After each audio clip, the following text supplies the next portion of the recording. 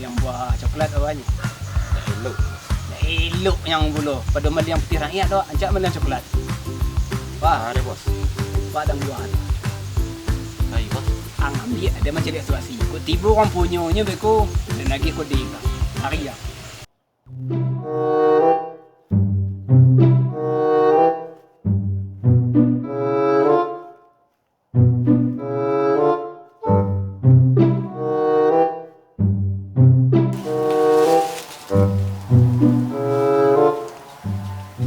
Bos, nama masak ke bos?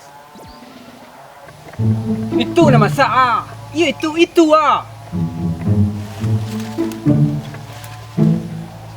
Nan ma aku, nan di atas, nan di bawah. Bingung nang mah nak beli yang. Tiba orang punya.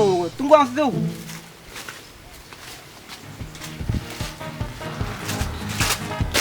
Kau nak masak ah, dia jalan dang. Kau nak masak ah. Dah, ambil kau. Mencari situasi dulu. Kau ngecek lah cakap. Oi! Wang kiro yo. Wang mah orang nak selama kau dah cari. Waang mah selama kau nak ambil coklat dan ni.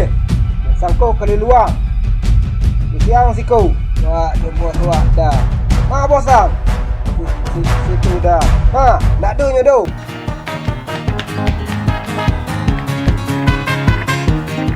Tokak. Ini wah dia. Selesai di siko, selesai di kantor. Dua di belakang. Pelik Dan. Tak ada orang di sini ndak. Kini ang kena selesai di siko. Siko dah. Ang gantuan coklat gua, jangan ambil aku. Kau nak buat tuh kepala orang. Okey nang. Sebo Den lu nak pakai gua. Kantor balik tu ah.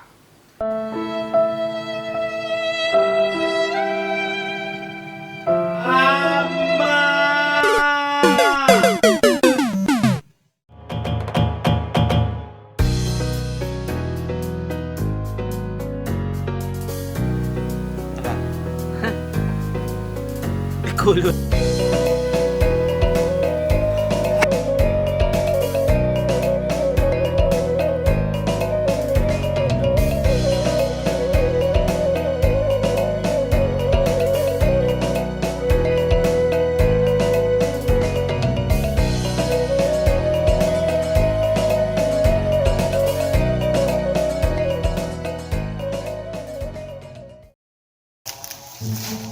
Polak dia orang suruh tu kau.